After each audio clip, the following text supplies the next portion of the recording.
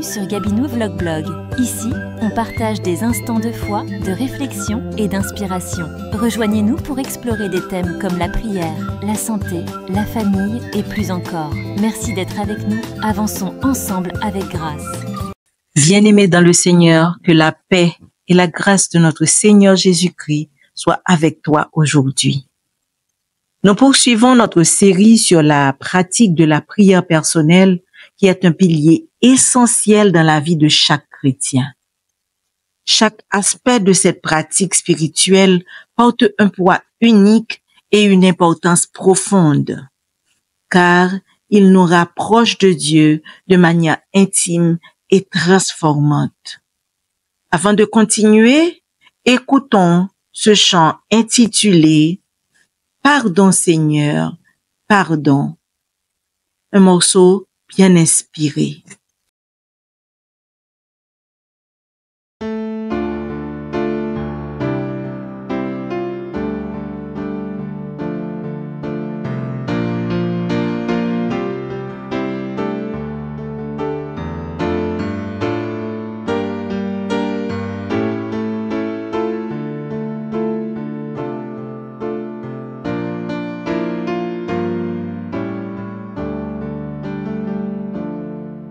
Pardon, Seigneur, pardon, pour notre orgueil, nos résistances. Viens enlever nos suffisances et chasser notre arrogance. Pardon,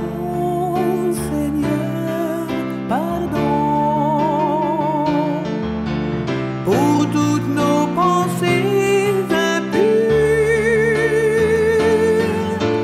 viens changer nos cœurs si durs, nos raisonnements obscurs. Oh, relève-nous, nous sommes tombés si bas. Oh,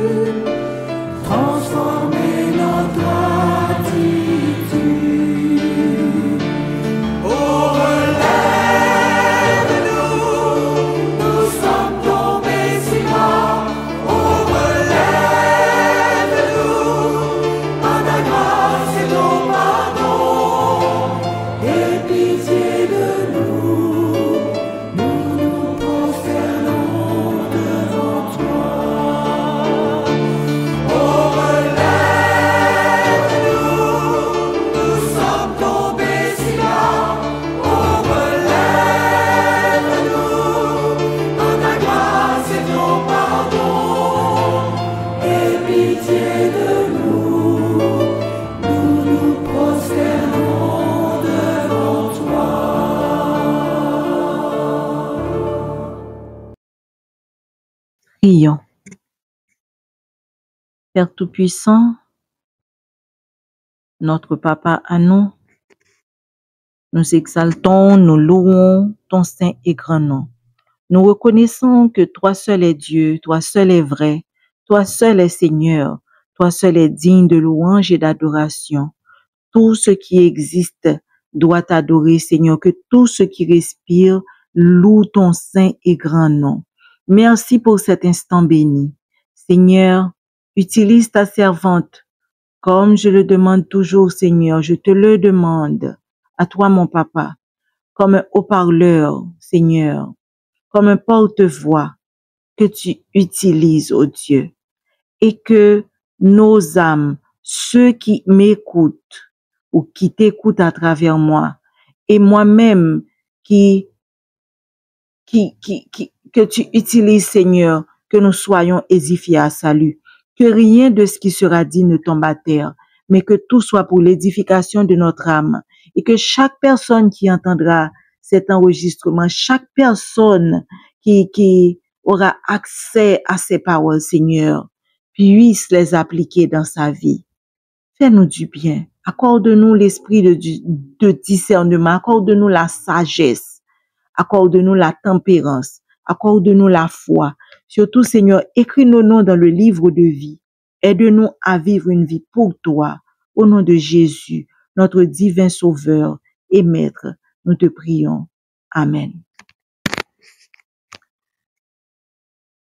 Aujourd'hui, nous allons méditer sur un élément central de cette relation.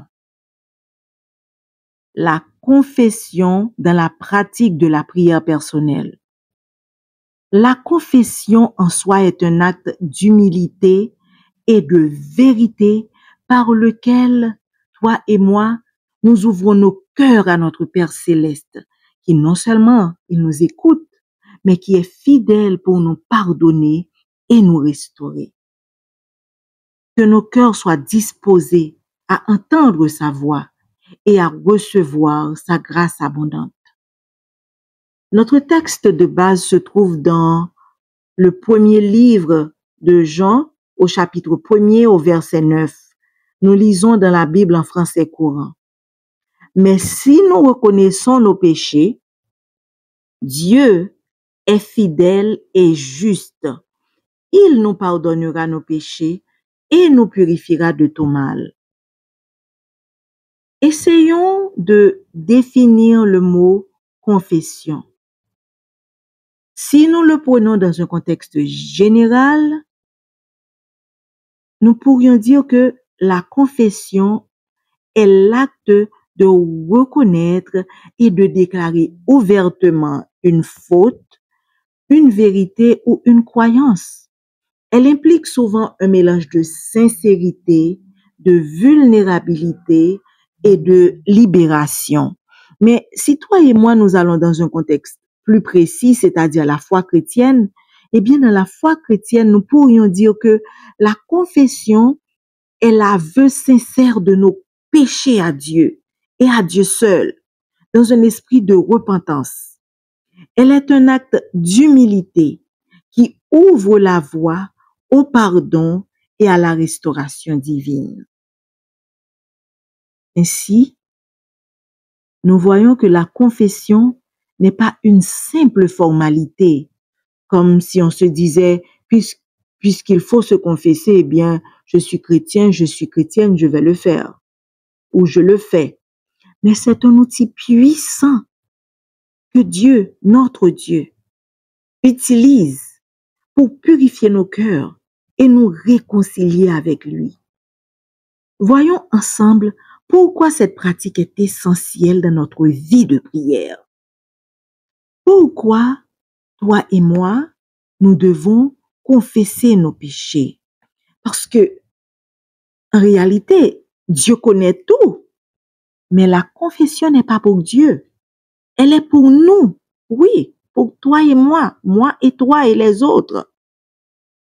Lorsque nous lui confions nos fautes, qui est l'action, l'effet en retour est que nous brisons les chaînes du silence qui nous emprisonnent dans la culpabilité et la honte. Oui, Le péché nous fait nous sentir coupables et nous rend honteux. En confessant, nous permettons à Dieu de guérir notre cœur et de restaurer notre relation avec lui. Prenons un exemple, le cas de ce jeune homme qui a décidé un beau jour de quitter la maison de son père. Il dilapide son héritage dans des plaisirs vains et finit par sombrer dans la misère.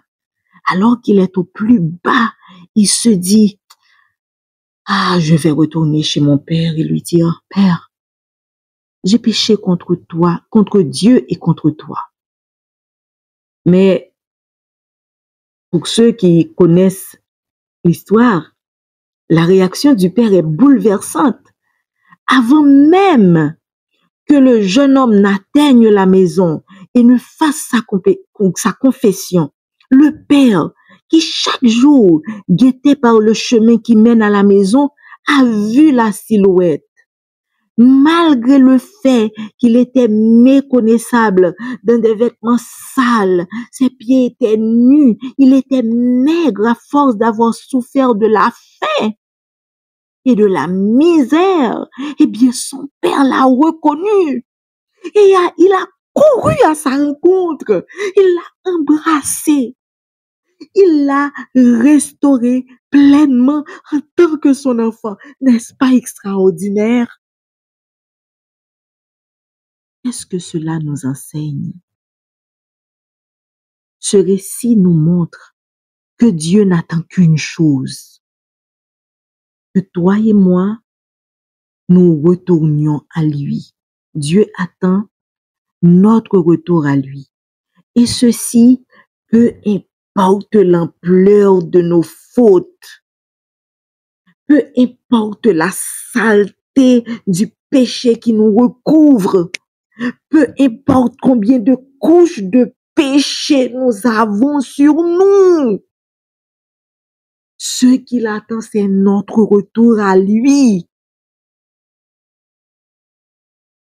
Mon frère, ma sœur, mon ami, arrête d'écouter cette voix intérieure qui te murmure que tu es allé trop loin dans le mal, qu'il n'y a plus de retour possible pour toi. Cette voix-là, elle vient de l'ennemi qui cherche à t'éloigner du chemin du salut. Souviens-toi, Dieu, notre Dieu, il est un Père aimant. Toi et moi, comme ce fils prodigue, dont, tu sais, tu peux lire l'histoire dans Luc 15 ou relire l'histoire dans Luc 15 au verset 11 à 24. Oui, nous disions que Dieu est un Père aimant. Moi et toi, ou toi et moi comme le fils prodigue, nous pouvons toujours revenir à Dieu. Peu importe ce que tu as fait, peu importe ce que j'ai fait, ou combien nous nous sentons indignes, Dieu t'accueillera, mon frère. Dieu t'accueillera, ma sœur. Dieu t'accueillera, mon ami. Dieu m'a toujours accueilli avec grâce et amour. Dieu est prêt à nous restaurer. Et la fin de l'histoire nous montre la réaction d'un père qui ne condamne pas. Il n'a pas fait de sermon, il n'a pas fait de reproches, mais il célèbre le retour de son enfant bien-aimé. Et ce Père, c'est notre Dieu. Cet enfant-là, qu'on appelle le fils prodigue, on pourrait aussi dire la fille prodigue, la maman prodigue, le papa prodigue, le tonton ou la cousine prodigue. C'est nous. C'est moi et toi. Mais est-ce que ça t'intéresse de connaître les bienfaits de la confession? Je pense que ta réponse est oui. Je suis convaincue que ta réponse est oui. Eh bien, la confession, premièrement, elle nous apporte la libération spirituelle. Qu'est-ce qui se passe lorsque nous confessons nos péchés? Nous brisons les murs que le péché a érigés entre nous et Dieu. Oui, le péché érige des murs invisibles qui nous empêchent de nous rapprocher de Dieu parce que Dieu ne peut s'associer à ce qui est sale. Dieu ne peut s'associer au péché. Et lorsque nous confessons nos péchés, je le répète, nous brisons les murs que le péché a érigés entre nous et Dieu. Imaginons une personne portant un sac rempli de pierres lourdes. Disons que ces pierres représentent les péchés de cette personne. Eh bien, à chaque fois que cette personne se confesse, elle enlève une pierre du sac et libère son âme du poids du péché. Une autre chose que la confession nous apporte, un autre bienfait de la confession, c'est la paix intérieure. Vois-tu, la culpabilité, c'est comme une plaie qui ne guérit pas. Une plaie qui même devient puante. Imagine une plaie qui a des petits vers. Une plaie dégoûtante, c'est la culpabilité. Eh bien, lorsqu'on se confesse, la confession applique le baume du pardon divin. La confession applique le baume du pardon divin qui est le remède à la culpabilité. Béni soit l'Éternel. Dieu a mis tellement de choses à notre disposition. Béni soit l'Éternel. Il y a l'histoire de cette femme, une survivante de l'Holocauste. Elle s'appelle Corrie ten Boom. Un jour, elle a été confrontée à l'un des anciens gardiens de camps de concentration qui lui avait causé beaucoup de souffrance. Oh oui, les gens dans les camps de concentration, oh, on les traitait pire que des animaux qu'on amène à l'abattoir. Et lorsqu'elle l'a rencontré,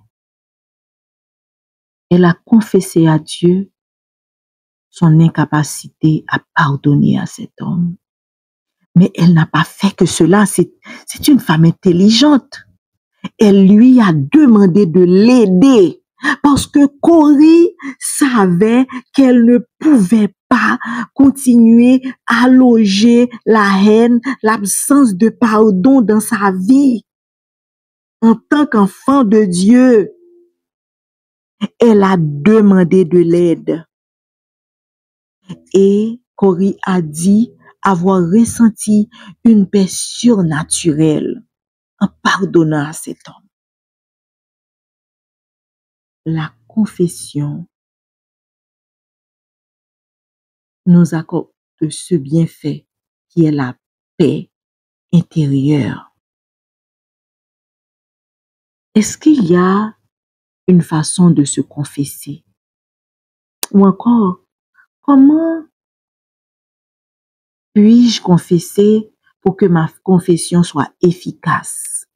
Nous avons dit tantôt que la confession, c'est pas juste quelque chose que l'on fait comme ça. Nous avons résumé en 3 points une confession efficace. Et j'ai toujours tendance à dire que ce n'est pas exhaustif. Premièrement, il faut aller à Dieu avec un cœur sincère et humble. Qu'est-ce que j'ai dit? C'est ça. Il faut aller à Dieu avec un cœur sincère et humble.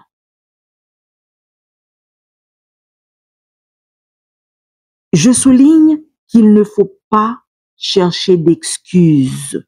du genre, oh, ce n'était pas ma faute, Seigneur, ou le pire encore, c'est Dieu, si tu n'avais pas permis cette situation, je n'aurais pas agi ainsi. Non.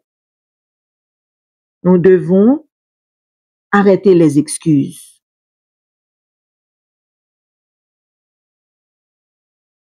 Proverbe 28, verset 13 nous informe que celui qui cache ses transgressions ne prospérera pas, mais celui qui les avoue et y renonce obtiendra miséricorde. Celui qui cache ses transgressions ne prospérera pas, mais à celui qui les avoue, eh bien, miséricorde sera, et y renonce, eh bien, miséricorde sera accordée. Et le psaume 51, verset 19 nous enseigne que ce que tu veux, c'est un esprit humble. Tu ne repousses pas, ô Dieu, un cœur brisé et repentant. Ma famille dans le Seigneur, approchons-nous de Dieu avec humilité et un cœur repentant, un cœur contrit, reconnaissant nos fautes avec sincérité. Et le deuxième point, nous devons être précis dans la confession. N'ayons pas peur d'être spécifiques dans nos confessions à Dieu. Dieu est Dieu. Il voit ce que moi et toi faisons dans le plus grand secret. Dieu voit tout, y compris l'horreur de nos péchés. Donc, il faut nommer précisément nos fautes. J'ai l'habitude de dire, Seigneur, s'il te plaît, s'il y a un péché que j'ai oublié, pour lequel je n'ai pas demandé pardon, je t'en prie, fais-le remonter à la surface. Et Seigneur, je te prie aussi de prendre la liberté de pardonner ce péché, si telle n'est pas ta volonté, de le faire remonter à la surface.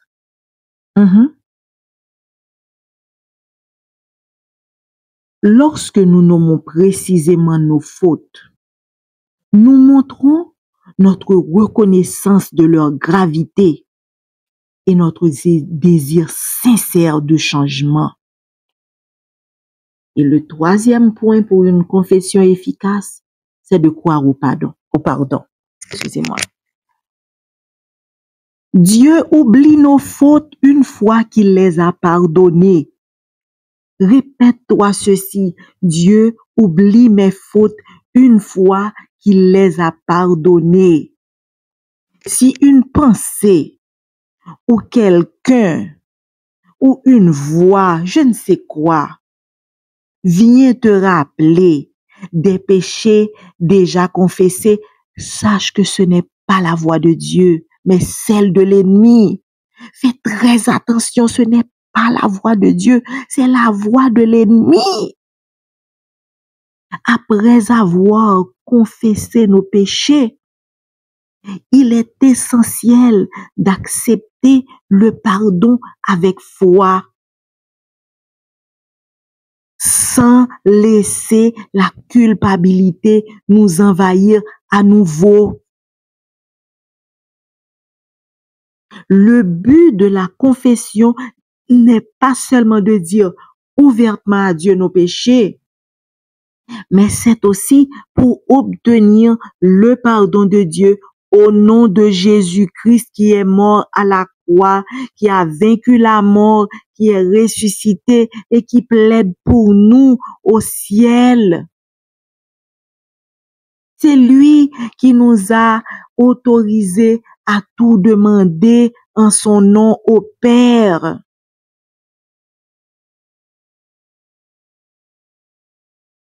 C'est ce que la parole de Dieu dit dans notre texte de base, qui se trouve dans 1 Jean 1, verset 9. Mais si nous confessons nos péchés, Dieu est fidèle et juste.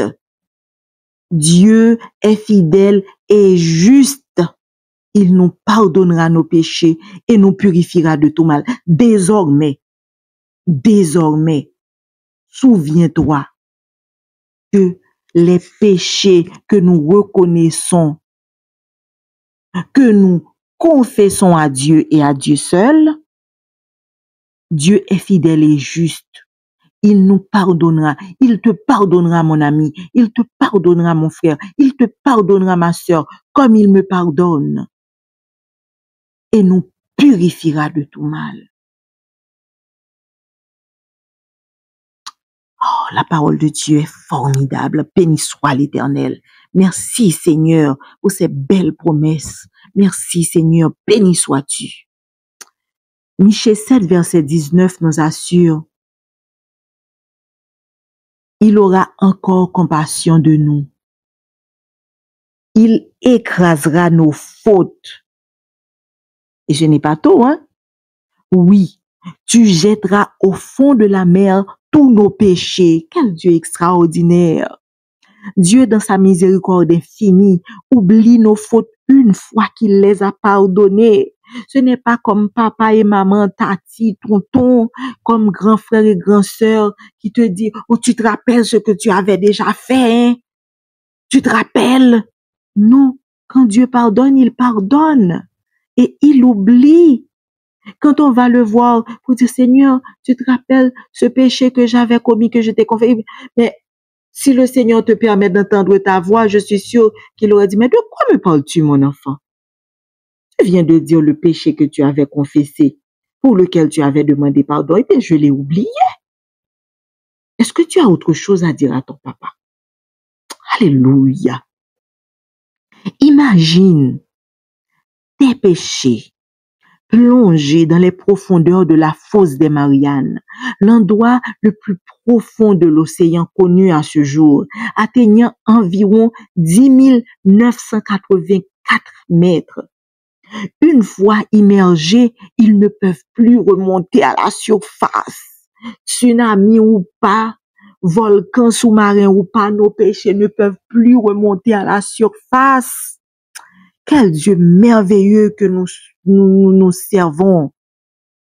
Je reprends: si une voix ou une pensée te rappelle des péchés déjà confessés et pardonnés, sache que ce n'est pas la voix de Dieu. Combat ces pensées avec la parole divine. Cite les paroles trouvées au livre des Nombres, au chapitre 23 et au verset 19. Il est écrit que Dieu, mon Dieu, n'est pas un homme pour mentir, ni un fils d'homme pour se repentir. Ce qu'il a dit, ne le fera-t-il pas? Ce qu'il a déclaré, ne l'accomplira-t-il pas?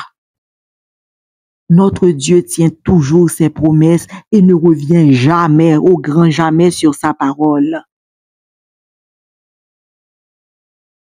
Mon très cher frère, ma très chère sœur, mon très cher ami, ma très chère amie qui m'écoute aujourd'hui. Notre Dieu, notre Père, ne se lasse jamais de nous écouter. Les gens peuvent se fatiguer de nous. Même nous, nous pouvons être fatigués de nous-mêmes. Mais Dieu ne se lasse jamais de nous écouter. La confession est un pont vers la grâce de Dieu, sa miséricorde et son pardon. Aujourd'hui, si ton cœur est alourdi par un fardeau, prends le temps de t'isoler dans la prière personnelle. Dis tout à ton Père, à ton Dieu, même ce que tu n'oserais jamais dire à quelqu'un d'autre. Il n'ira pas raconter à quiconque tes secrets. Il ne se montrera jamais impatient à ton égard. Et le plus merveilleux, il a le pouvoir et le désir de te pardonner. Souviens-toi de ses promesses. venez à moi, vous tous qui êtes fatigués et chargés, et je vous donnerai du repos. Matthieu 11, verset 28 est le texte avec lequel je te laisse méditer. Prions.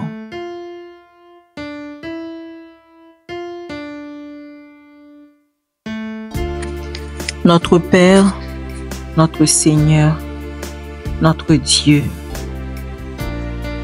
toi que l'univers ne peut contenir, nous rendons gloire à ton saint et grand nom. Nous te remercions pour tes multiples bienfaits que tu as, Seigneur, manifestés envers nous. Merci d'être toujours là pour nous. Merci pour ta parole. Merci pour la mort et la résurrection de Jésus. Merci pour son intercession.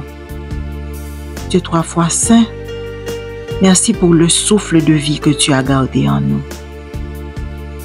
Toi seul mérite louange, toi seul mérite adoration, toi seul mérite exaltation. Père, merci pour ces bonnes paroles que tu avais réservées pour nous. Père excellent, permets qu'elles ne tombent pas comme dans la parabole sur le bord du chemin ou dans les endroits pierreux ou dans les endroits, Seigneur, qui ne leur seront pas bénéfiques, mais permets, ô Dieu, qu'elles tombent dans de bonnes terres, afin que nos âmes soient édifiées à salut. Père, bon nombre de mes frères et sœurs, de mes amis qui écoutent ou qui ont écouté ce message et qui maintenant prient avec nous. Seigneur, certains luttent avec des péchés que nous avons tendance à appeler des péchés honteux, bien que toute forme de péché soit honteuse, Seigneur. Seigneur, parmi nous, il y a des voleurs qui trouvent des excuses parce que quand ils volent une plume, un morceau de coton, une seringue, une paire de chaussures ou une sandale, ils disent que c'est parce qu'ils ne sont pas bien payés ou bien parce que l'entreprise a des excès de matériel. Mais c'est du vol parce que personne ne le leur a offert et ils ne l'ont pas demandé. Il y en a, Seigneur, qui volent même ta dîme et tes offrandes. Et tous ces vols, Seigneur, et les vols que nous n'avons pas cités, ils sont englués dans ce cycle et n'arrivent pas à s'en défaire. Il y en a, Seigneur, qui sont addictés à l'alcool, qui sont addictés au tabac, aux drogues et qui sont en train de détruire ce corps que tu dis être le temple du Saint-Esprit. Tu as même dit, Seigneur, que ceux qui détruisent le temple, tu les détruiras, ô Dieu. Seigneur, ils aimeraient laisser ces mauvaises habitudes, mais certaines voix et certaines personnes ou certains démons leur disent qu'ils ne pourront jamais s'en sortir. Seigneur, la fornication, la masturbation, la pornographie, l'adultère, Seigneur, le viol, ô Dieu trois fois saint, l'infanticide, le mensonge, l'orgueil, ô Seigneur, tous ces murs que nous avons permis à l'ennemi, au péché de dresser entre nous et toi. Nous avons même, dans certaines circonstances, pris la clé de notre vie et nous l'avons donnée à l'ennemi. Seigneur, pardon. Nous nous confessons à toi. En cet instant, il y a ton fils et ta fille, chacun de leur côté, qui pleurent parce qu'ils ne savent plus que faire à chaque fois qu'ils viennent te confesser ce péché. Mais ils ne le laissent pas à tes pieds. Ils s'en vont avec. Aujourd'hui, Seigneur, à travers ta parole, par ton esprit de discernement. Seigneur, je sais que tu leur as permis de comprendre qu'ils peuvent laisser ce péché et ne plus l'avoir avec eux. Seigneur, nous avons tendance à rappeler aux gens ce qu'ils ont fait de mal et c'est un péché. Nous nous érigeons en juge. Seigneur, nous te demandons pardon. Pardon, Seigneur, pour tout ce que nous avons fait, pensé, dit, et même ce que nous n'avons pas fait, pensé et dit, Seigneur, qui ont été contre ta volonté.